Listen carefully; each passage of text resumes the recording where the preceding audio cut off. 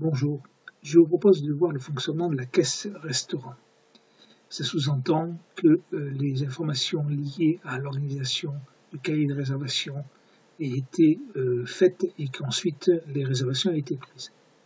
Pour accéder à la caisse restaurant, sur l'écran principal administrateur ou enseignant, l'onglet restaurant, on arrive directement sur un écran sur lequel la liste des restaurants ouverts s'affiche à partir de la date du jour. Tous les restaurants antérieurs à la date du jour n'apparaissent plus à l'écran et donc il n'est plus possible de les ouvrir par les enseignants. La gestion pourra le faire dans un autre cadre. Je vais ouvrir aujourd'hui le restaurant du 1er novembre. Vous voyez, c'est ici. Donc la date, le lieu, la classe, le professeur, le commentaire qu'on a saisi, la capacité du restaurant, les réservations et les places restantes. On peut modifier également les capacités à ce niveau-là. Donc si le restaurant n'est plus à une capacité de 60, mais capacité de 24, je le modifie ici, je mets à jour et je retourne vers les caisses restaurant. Et on est passé à 24. Je peux aller voir les réservations directement en cliquant ici. Je peux les voir, mais je peux les récupérer. Je récupère les réservations et on a ici donc les réservations des 2 personnes qui ont été récupérées. Mais il me reste à mettre les numéros de table, ce qu'on va faire dans un instant. Si la table est supprimée, comme celle-ci par exemple, je peux supprimer cette table-là. Elle se met en rouge. On peut cacher ces tables supprimées ou on peut les voir. Le tout, c'est de conserver l'historique de la suppression et de la réactivation. Là, elle est supprimée, je peux réactiver la table en cliquant ici. Maintenant, une fois que ces tables ont été récupérées, on va entrer dans la facturation pour ce client-là. Mais avant de rentrer dans le détail, on peut ajouter directement des tables. Ici, table numéro 1 par exemple. On peut ajouter un bis ou un ter, un nombre de couverts qu'on peut taper, par exemple 6 couverts. Si on a le nombre de clients, on met, si on n'a pas, on met rien. Je mets celui-ci. On peut préciser. Voilà. Donc le client est ajouté. On va maintenant, donc on peut créer autant de tables que l'on veut. On peut ici supprimer la table directement, la réactiver comme il va le faire maintenant, et on peut rentrer directement dans le détail. Donc on va rentrer dans le détail de cette table-là. La commande est prise. Voilà l'écran. Ici, les informations liées à la table. Donc je vais préciser que le numéro de la table, ça va être le numéro 2. On va enregistrer, donc enregistrer les modifications pour que la table soit prise en compte. Maintenant, dans cette table, on ne tient pas compte ni de faire pour le moment de facture de frais de réception. Le serveur, on peut en ajouter un.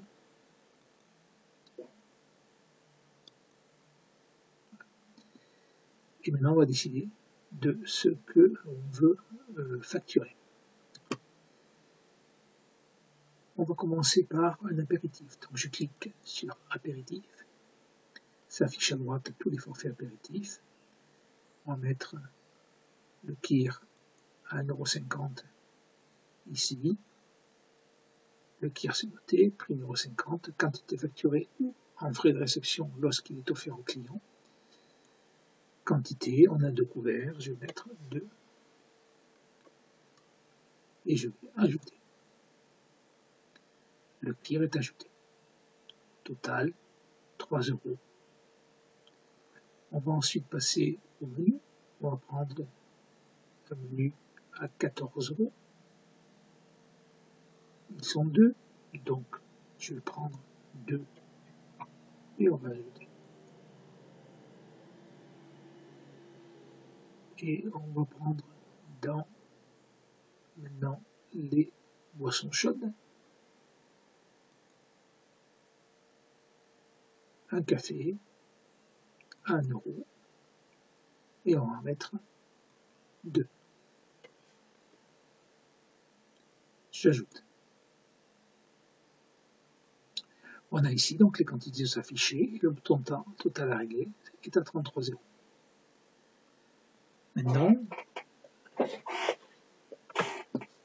on peut décider d'offrir, entre guillemets, un kir à la table ou offrir les 2 cafés. Pour cela, je vais cliquer ici.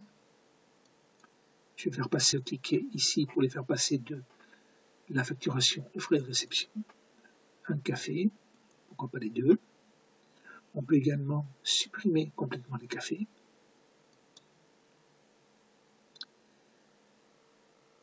Il ne s'affiche plus. Maintenant, je peux visualiser les produits, les forfaits supprimés et paiements supprimés. Je les vois apparaître ou je peux les cacher si je veux.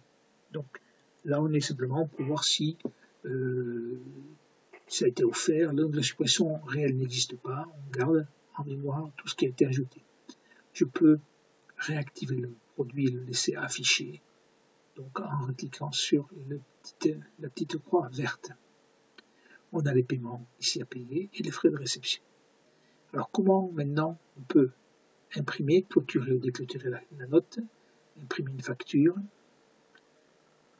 imprimer pour une personne et on peut voir les frais de réception. Alors lorsqu'il y a frais de réception, il y a automatiquement explication. Les frais de réception, ça va être par exemple pour l'inspecteur, donc on a offert le café aux inspecteurs et qui l'autorise? Le proviseur.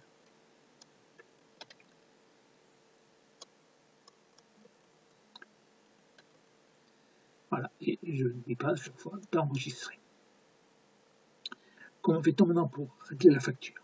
Première chose, on a 31 € à encaisser et 2 € en frais de réception. Donc on va imaginer que on a un chèque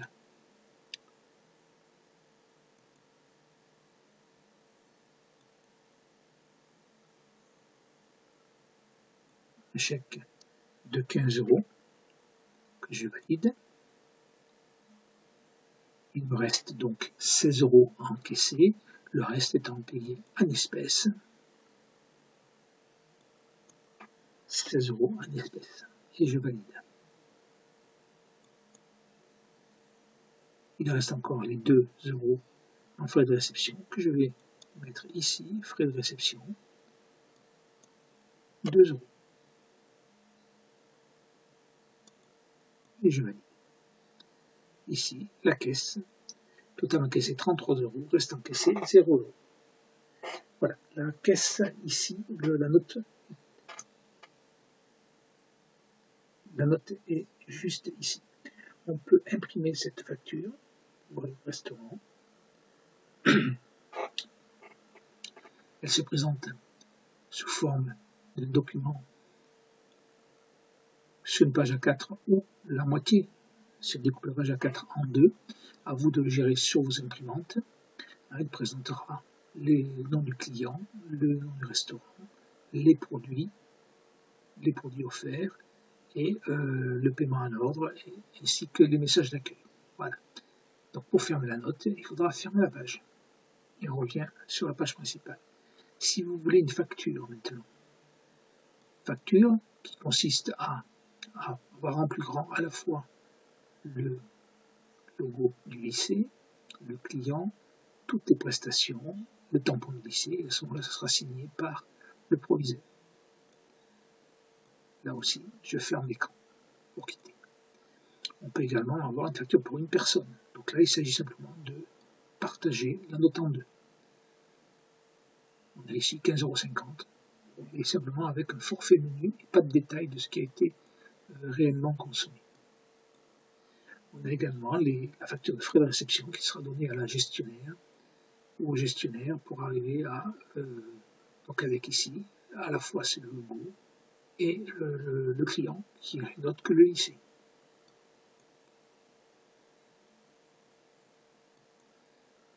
Ce sera signé également par le proviseur. Maintenant, le client peut avoir également besoin d'une facture unitaire en disant écoutez, moi je prends les 2 menus, mais c'est mon collègue qui va payer les kirs, donc on va lui faire une facture spécifique pour 28 €. Pour cela, on va mettre ici le nom du client, c'est-à-dire ici c'est CEMZTVY. On peut mettre une deuxième ligne, son adresse, son nom, etc. Et on va faire une facture unitaire avec ici les menus 14 €, il y en a 2. Donc là, dans cette liste ne se trouvent que les forfaits que l'on trouve dans la prestation. On a les 2 ici. Voilà, donc la facture à 28 € qu'on peut éventuellement corriger ou supprimer. Et on peut imprimer sous forme de note. Ici, on a simplement 28 € des menus. Soit on peut éventuellement sous forme de facture avec les 2, à la fois le client et le nom du logo. Le nom du client s'affichera quand on a toutes les coordonnées du client de saisie. C'est vrai que quand on saisit le client, il faut mettre à jour ici. Excusez-moi, je ne l'ai pas vu tout à l'heure. On peut passer maintenant aux dernières choses. On peut clôturer la note en estimant qu'elle est finie. Je clôture. Et elles sont notées ici. Note clôturée. On peut voyager d'une table à l'autre. Ici, table numéro 2 par exemple. C'est celle qu'on vient de voir maintenant. On peut passer à la table numéro 1, l'autre client, ou la table numéro 0, qu'on n'a pas encore, on voit encore rien saisi. Voilà. Je reviens au niveau du retour. La note est réglée ici. Rapidement. Voilà à peu près comment on gère les notes restaurants. Dernière chose, on peut ensuite, une fois que c'est terminé, voir la main courante de la journée. On a bien évidemment les 3 tables avec les paiements en espèces sur chèque bancaire et en frais de réception. Les totaux sont ici. Et on a ici tout ce qui a été encaissé, enfin toutes les catégories, main courante, caféterie, bar, cuisine, etc. Lorsqu'il y a eu une commande de cuisine de fait, on a une estimation de la matière d'œuvre qui est réalisée avec un coefficient, tel coefficient T, qui fait une comparaison, qui va donner par exemple, on a commandé 110 € de marchandises, on a 228,60 € de restaurant, donc on a un peu de bénéfice. On peut imprimer cette main courante. La feuille de caisse maintenant. On a les cartes bancaires, donc toujours pour 228 €. Les paiements sont là. 2 paiements en frais de réception, un paiement en carte bancaire, en espèces, etc. Les produits vendus, les cafés, prix de vente, nombre de parts, café, sont passés en frais de réception. Vous voyez, 3 en frais de réception, il y a 12 €. Ici, on peut imprimer le document. On a également la possibilité de faire la fond de caisse, c'est-à-dire en début de TP, on va pouvoir marquer le nombre de billets et de pièces que l'on a. Je mets à jour. On a pour 1700 € de fond de caisse, ce qui est beaucoup. Et à la fin, on va se retrouver avec la même chose. Et on a ici donc la différence entre 0, on peut imprimer le fond de caisse. Voilà pour la caisse restaurant.